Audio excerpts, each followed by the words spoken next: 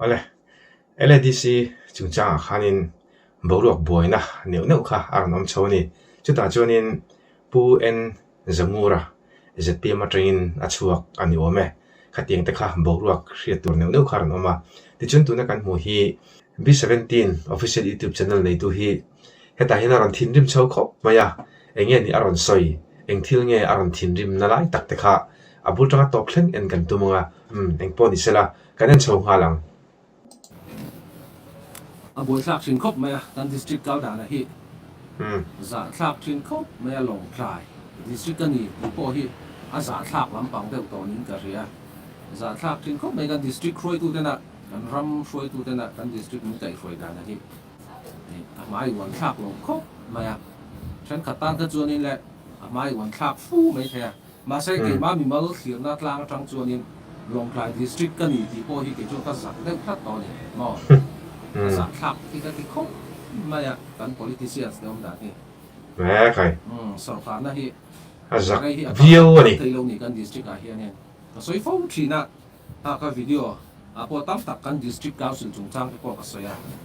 ฉันขัดอินมิน support ได้ไหมว่าฉันขัดอินมิน support หรือว่าข้างมิน support เราดูแต่ก็ข้างเดิมกันจงหรือว่ามินว่า support full support มินเป็นรอเซ่ก็ที่นี่หรือว่ามาเซ่ยังเถียงอ่ะกลางเอาตู้ประคัดปนิขัดตั้งที่กันหน่อมเวทีเอาคุณคบกินกันเสีย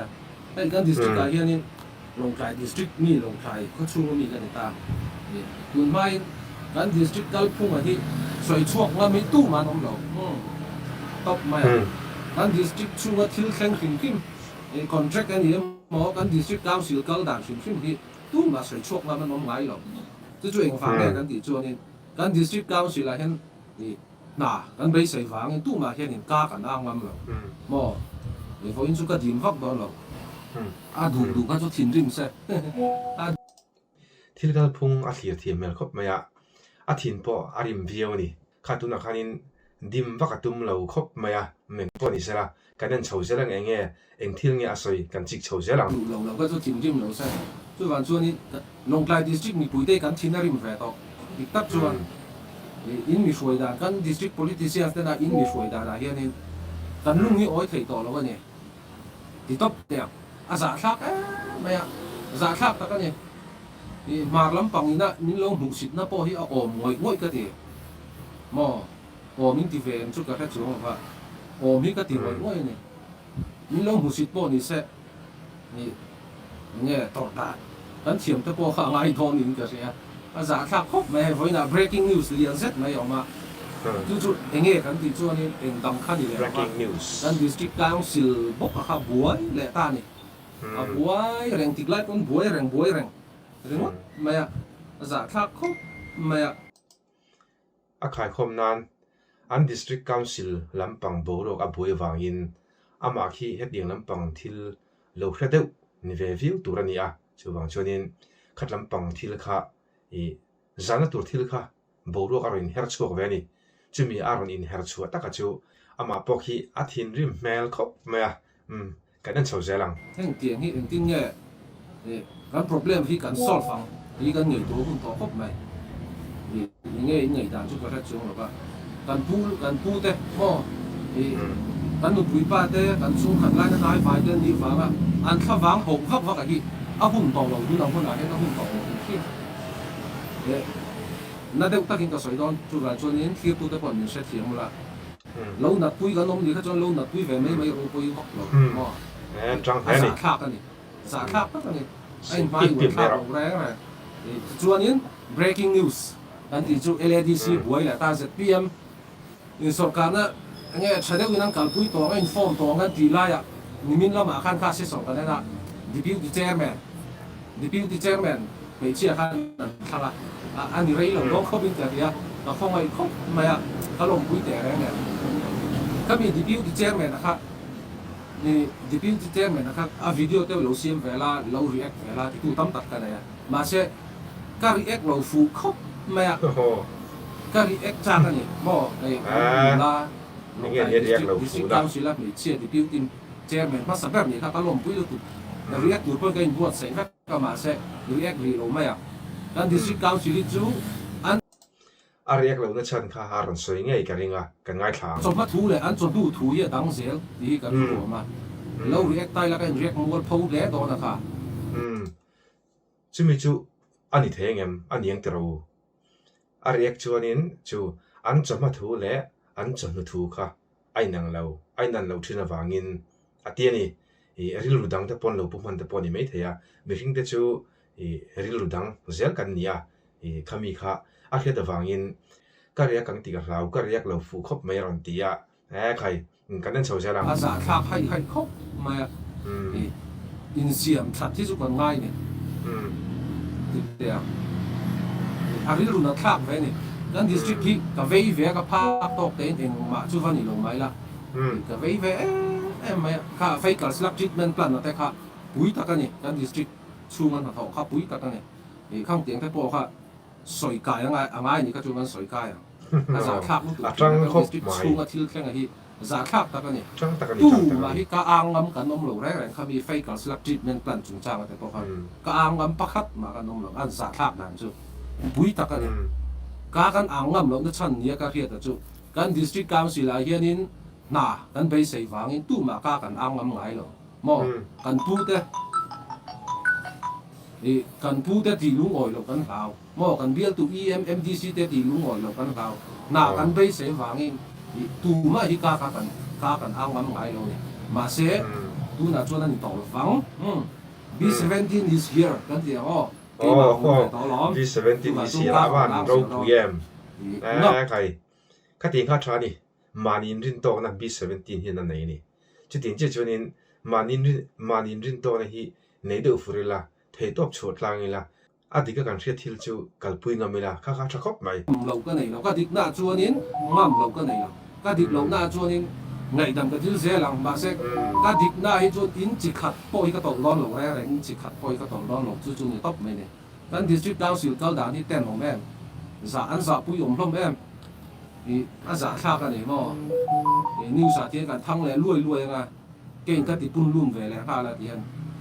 a ling te po hi khong ai a zau teng ba min an ser sak te kan district council le mual pho hi an chak po ka an mual pho lo te se an za pu yom mai ti chuan ni a soi sei don ti hianin zalen news hianin a ron zia ka kan share lo kong breaking news zalen April ni som hi patum sang hi som hi panga lai autonomous district council LADC ZPM sarkar chu atla no na MNF MDC som pakhat le ZPM atanga chuak MDC pahin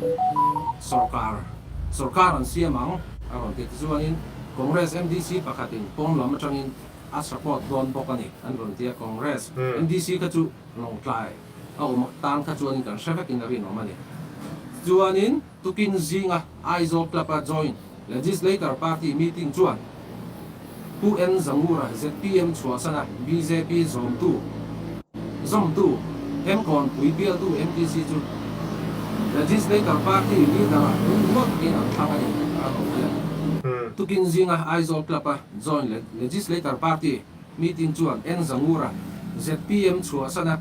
BJP zom tu MCon pui bial tu MDC chu legislator party leader lungruang takin an thangani aron tia sa sian ti chuani lai autonomous district council LADC a hian member som hi papua an loma heng zinga som hi anga chu thlan thin ni in adang pali te hi chief executive member ina arop na angi governor in arwat thina ni aron tia kha zalen news si aron update thakop maya tuna zalen news aron share khi ka chir kan pa lem lawa chirangai ka tilem lawa asan chu hemi video I amaron live na hi ken zoi to tang khanin aron share to wangin share kan ngai ka tilo karon soilo kan ijo soibel vak tur po kha em ka lawa asa kha ka ni asang view ni asai mun nei mai chu se pm so ka chu atule don tamaya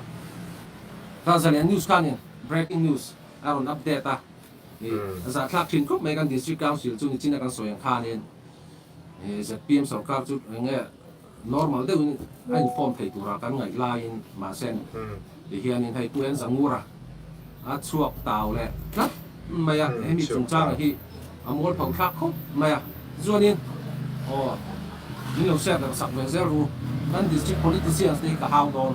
hoi na he ka hau phim don social media lampang atanga hetiang thom ri wa kan khia zo zo dani chonin LDC lampang hi chu boru hi a buai thla do thina ni ti hi kan khia dan ani enge an chung ril kan thlem lawa an za pu yong me ka khan ta ti hian in han soi don tai la chut mun de kan siam nga pu en zangura ZPM a khan in an lom lu ta LDC conference hall a khan an lom lu ta kamini khang ke pon ka lai heng he ni ka lai heng he a pu en zangura te ho kan lom lu ta zuanin ni pu in base na sang tak kan nei ni mo kan district a hianin ZPM an sarkar chuanin dia in move mo CM do kan in chu reng a khosa thin te ko hi azia ve de ma na in Longklai district ni pui te base na sang tak le ZPM sarkar kan clearan district council la ma se ani mi lo va kha for in la ma thu thang breaking news lian z mai mizoram so in bot tu thil a thleng le tot mai azia lo khop mai eng party nge sarkar don ti ka chu ka soi chuang lo fa nga cha chu soi tai la nge an chon ma thu le an chon nu thu hi dang je le kan district council politicians te om dan hi an chon ma thu dang a an chon nu thu dang le khang ti salam pang chu lemin an boru te bolo dang lam hrat ni turania tuna soi dang khan mo an chama thu le an chon nu thu hi in thak mun view te polo ni mai theya aran soi dang hian a khachi a hriat chen mel box ema ve la khosa an ni wang khanin eng party hi nge sarkar do ti ka chu ka soi ri lo mai ang ka soi sual palang a inform fel vek nuwa kan soi chawang chu ti chuanin a inform fel vek nuwa po hianin lo puang Alai ne thak ta kan puang so le mai thai alai in thak ang ti po pi ma bok an lut le thai kan district inform fel vek nuwa po politician inform fel vek nuwa po khanin a in thak le thu thei ni in thak an in change na sa ni ka ringa hetiang hi mo rilru a nget lo te po ni mai thei ni dia te pui ta kan ni an ni a ya pui hi mizoram ha kala shelo ra chu wang chu ni dan district council kal da na hi chu lo kai me ro kan district council kal da na hi chu a za thak ani za thak hi ka ting lo ya ti chu ni pu en zangu ra chu chan tur nia ka ri na chu point kha chi a ma zel din na ni chu a chuột chân tất cả chuột mà trên là xuyên cả ama chin hriang a ma với chin chuột hriang tim cả tung vắt lâu nè mò zel din te le ni cái district council politicians te pon sa lo chuột ni cái lại à sổ cáp là thọc lâu mò sổ cáp là thọ tung lâu đi cái lâu giả viếng nó chân tụ ra khác ông tất lâu nè chuột ni khi tu na ro soin khanin sarkar na thokan ni lem lawa ama hi dor ni om takan ya hi mi hi mo dora thua ni chon thom thulam pang hi ting entrepreneur hi akal puyani ama po hi affair mel khop mai cái thọ phèn với chuột à thiên dinh dinh cái chuột lâu dinh cái mấy tụ thì chuột ni pu en zang u ra hiền ni ZPM lung oi lo na tura nia ka rin point khat chi oma chu nge kan ti chuan in khan mi na se song kan en chuan in ka kan hu vek in kan se vek in na reng ma ti chairman a khan in long kan la fel em mai kha nge an contest in na ti kha ni min na deputy chairman na an khan ti na kha nominated mo nominated ani ta ni ti chuan in pu en zangu ra chu elected ani ta ni than thin le ruat khan ni ta ti chuan in ZPM a pu en zangu ra senior mai oma ti chuan in elected member kha deputy chairman bai chia kha deputy chairman a hlan kai ni ta pu en zangu ra tan khan in kha thil khan na ve viau tur ani mo an ma ni nga rilru het lo rilru mu le mal po nei lo wang tan kha chuan in chua mấy đủ na riu kha piang ve thei meng ka ringa chen kha ta chuan le a mol phau thak an ni hian lo van ni ve mai te se kan tin ni kha chuan le a pom dam thei mai ta ma se pu en zangu ra tan khan in elected member le elected member ni ta ti chuan in hei ruat seat MDC khan ni ta ni ruat seat MDC le elected member kha chu an din hu na kha en thlau ve de tu ra ni mo kha lai ka ra khan in ZPM lam pang hian in ti sual an nei deuh em ni chu ti theia ti chuan in ni za zan lai borvel khan in miếng một giật ai rồi là anh tàn phê hảo thì cái gì à rồi tôi thấy rằng news kan ena cái này ngay mấy thì là lâu khen ta khai lại về là khác tụi em rằng ngồi lung ngồi lung chăn đều tụi nhá cái này chú còn gieo đình về ta này ngay đàn khác cái chuông là vậy ngay tụi em rằng ngồi hiện này ZPM hay lung ngồi lung na này thì thế bộ khác comment section là thế bộ lối xoay về tao là B17 official aron soi dan kha ading view mai arin dan le angai dan te azel din dang khanin thil thule la kha aron neya thil aron soi pip pip meya kha apoi mi alo ni pan hi anei point hi anei thei agarin na chu em ani lo ta puyen zamura kha chuan elected member ni si kha deputy chairman na an ruat lo ko kha lungoi lo ve thei thau ni mo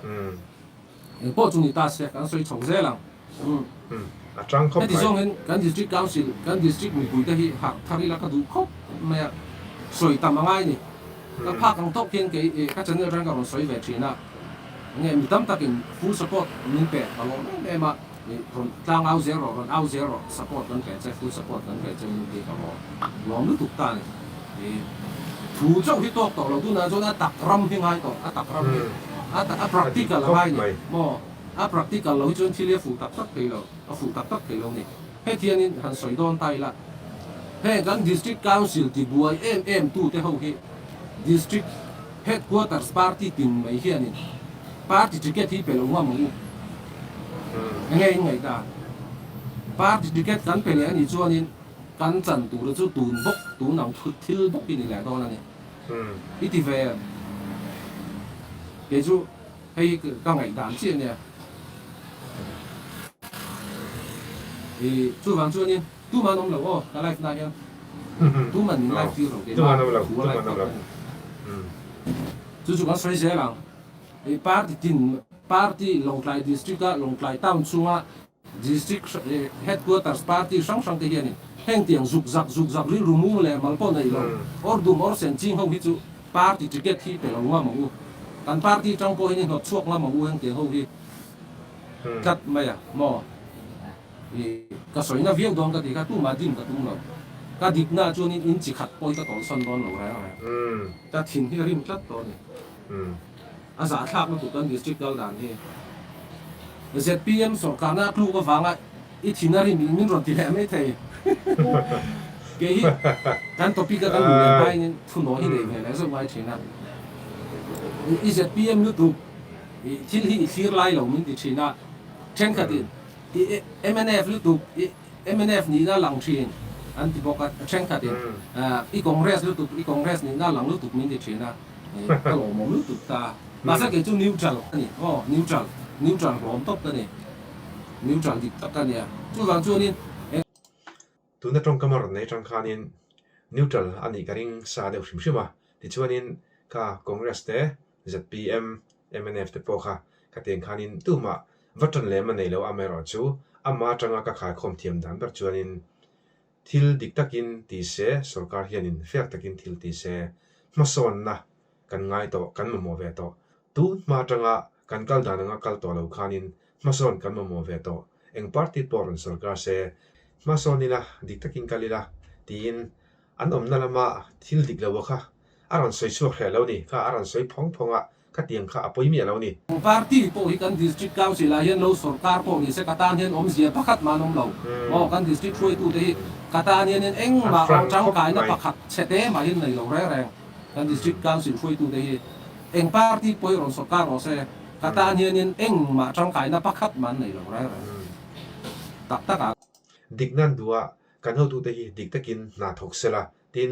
mizoram sarkar hi tut ma ang nilavin tuna generation thar kan chon kayang chi hianin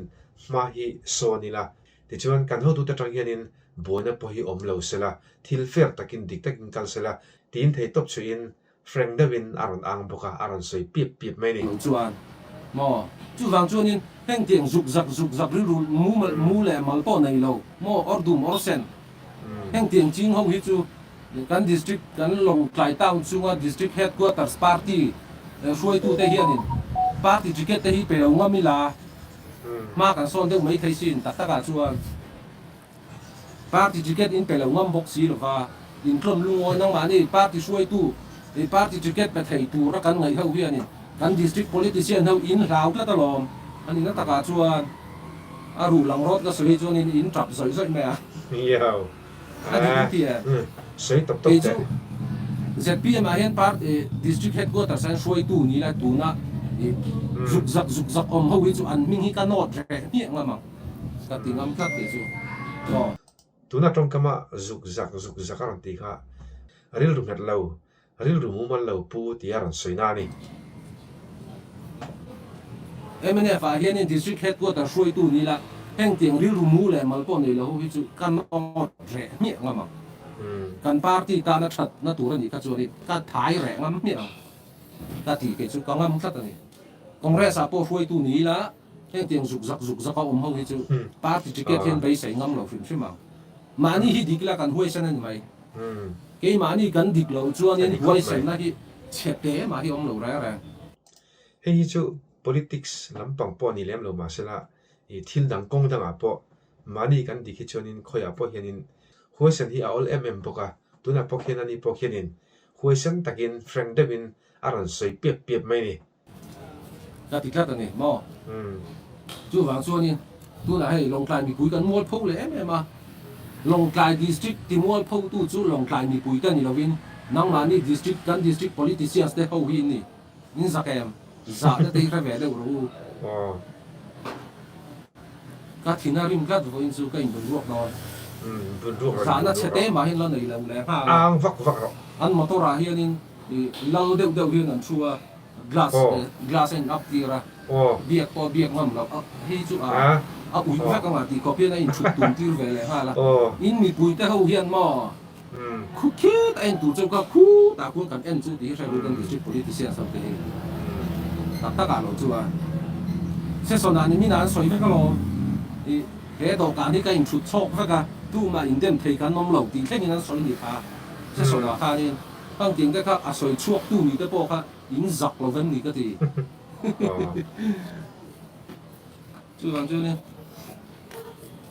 i to mai ro nên tiền thì đi chú thèn tiêu có luôn chú à giả thạc luôn tụ mò à giả thạc luôn tụ đúng không nó xoay sầu dê nào soi soi zel don soi soi chú zel anh don thiên các ngày tuổi ta Long Lai district kan district LADC hi CM đồ cả nên chú rèn hiện nên hun cần mang chuyện hun in mang chuyện mò LADC à CM đồ cả liền bụi cái thì tiệt bụi để khi in chú lại giờ kan district kan politician te hoi hian khi lai do ka na khi va bel chen ka chak khop mai eng tiang che hu nge ni ti khi ka chak ka ni aron ka pu skop mai chu ha chu ni dim ro don chong ni LADC kan CM do kan te khi in chu lai om ngai na in shelo tian in vira musical che rang mai hian hunin manga ti hian in kal ton le lam ma or du mor sen hay a za thak tu cái tiếng hay nói có sự mua cầu thang năng mà đi có in chỉ thăng tôn mấy mà mò năng mà đi phải đã sang thiếu mà là in bụi tây hiện cái mà căn thủ đầu châu anh đi nó tạc chua năng mà đi in đã sa năng hệ hủ hiện in bụi hiện cái mà hiện căn thủ đầu châu tất cả đầu chua nên giả tháp đâu đi tu na ro sui dan kha ril ru mol ber nei thleng po riat thiam thei torin aron soi langa soi tu te chedana ania chon ki ta inda ma se ke ni mi pui chonin khu ta kan en a chan chu an ro ral dan te adik to lo wangin musan an har san zia ta kha aron soi pep me a kan an chho zelang LADC CM do kan hi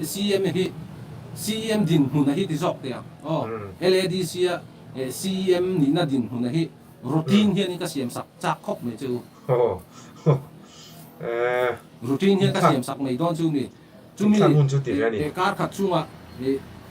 chumi lo first week ka chumi chu CM ang mo next week ka chumi chu CM ang in routine hi CM sak ta chu la chung tin chon CM do kan hi in chu lo berin ka ring za thak đâu đi cái tiền mi bùi thế na kan thin rim na thu kan lung oi lo na thu kan soi chuang ngam to chuan in soi chuak ngam si lo mo thì mi eng mo sa tin om ti sa ro in du ai than tin lom le a dik le thong me kha ko kha lo được kan din so ni te no mai ma se heng biang em tu rian kan ring lo long kan tu te hian kan district politician se hi kan an la ka rin na ngai be sai na thui ta kan na ya ma se kan be sai na chu he ti mai hi ni he ti mai hay thì mấy chu ra chu ni kan CM do kan na ki a routine hian in siam sak ta chu la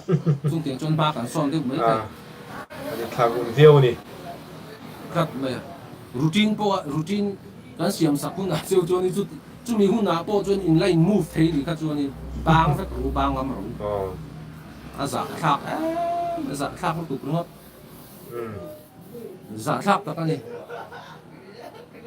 mà lắm ạ, kan district min hùng đàn tụ thế kan district politician thế này, chế tế po hi indom lâu sim sim chế tế mà hi indom lâu sim sim, mò, tu na lần na đủ vàng ấy tu na ai zo là chen khát in nôm thì kan xia, giả tháp ta kan ni, tu vào chỗ này kan district council hi heng tiang ze la kan ni chon Mizoram sarkar la governor po hianin he ka video ri lo en sa ka du ron dissolve process kan district council hi ron dissolve process khai ke chu ka thina rim thlat thì nó đi mà đi rồi đi rồi kan district council hi mặc mấy mò kan Mizoram sarkar la governor hian ron dissolve sa ka du khop mai hey kum to pa November tha hian tumin sang hi som hi panga November tha MDC general election an ma chon daw na hey gap chate om to ta ni chu April ani tu hi April le November inkar chate te om ma hian in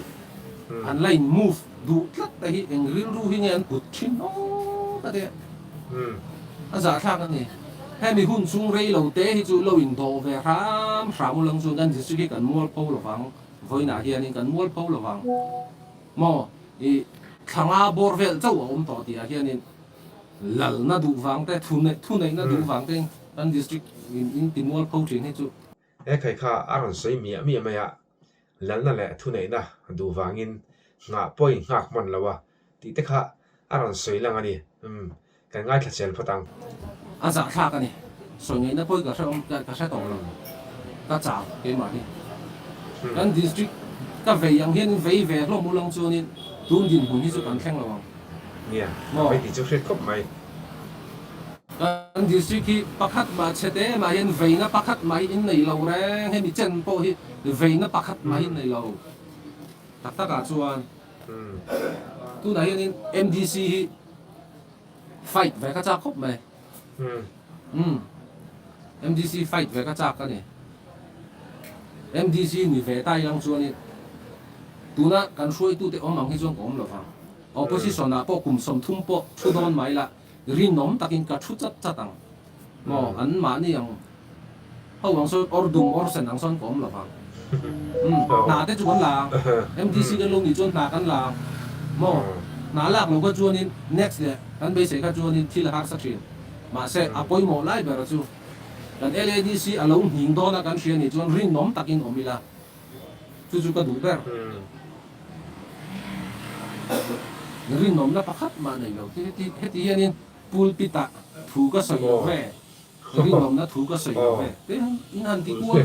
ve thei chu khai in thu soi la hen chua da in ka chak chu kan district council politician ti hianin pulpita hian rin nom na thu hi soi về tỏ su, đi nằm lâu nó thú nó thì soi rủ, giả bùi ổn này mày, pulpit lam pang thleng in aron soi ni a tang tri khok mai B17 official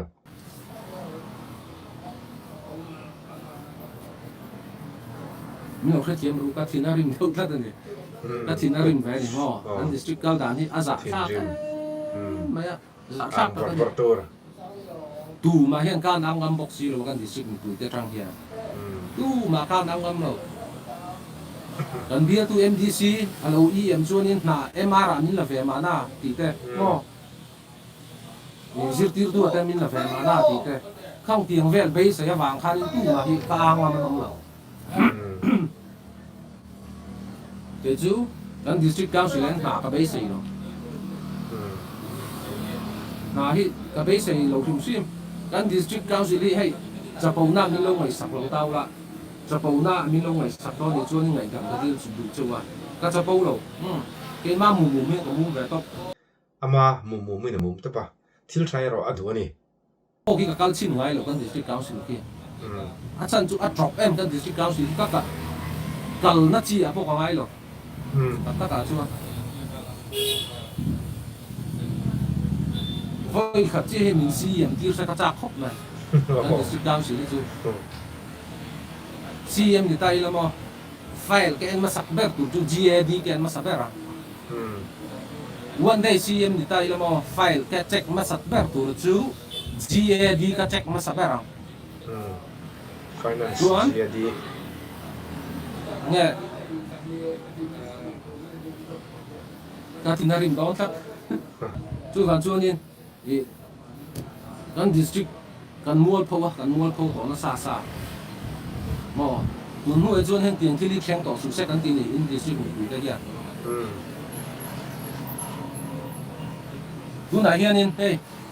MDC Trump khát hi 5 years anh ta này cùng nga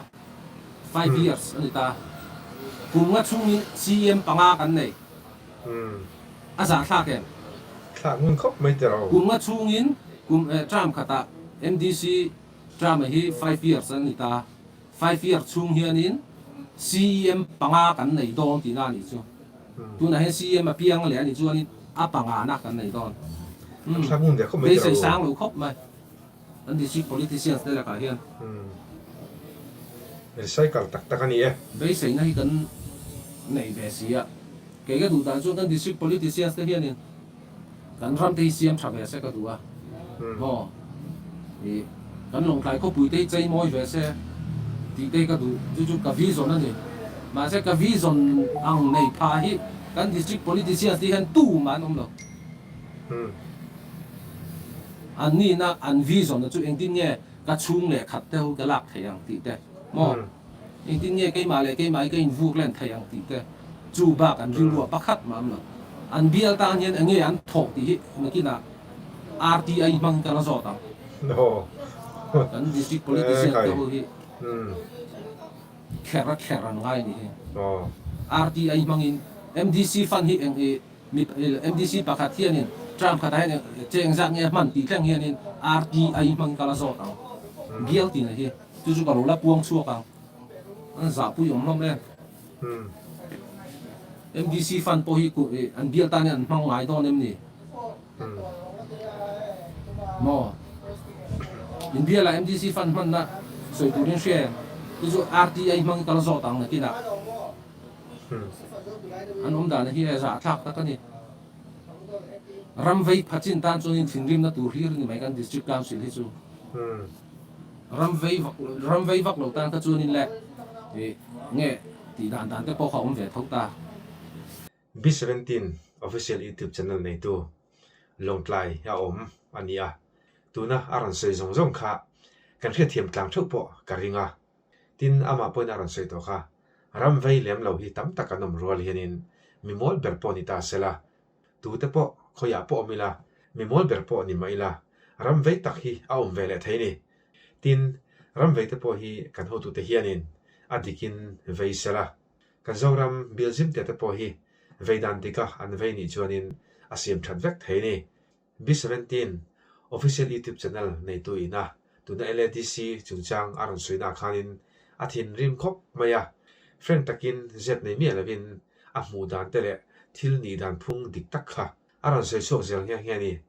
aran sei chotang khanin kan hmu dan te comment section a khanin kan lo sei le thau donia khati zong kha tun tu matan chon ni le photo se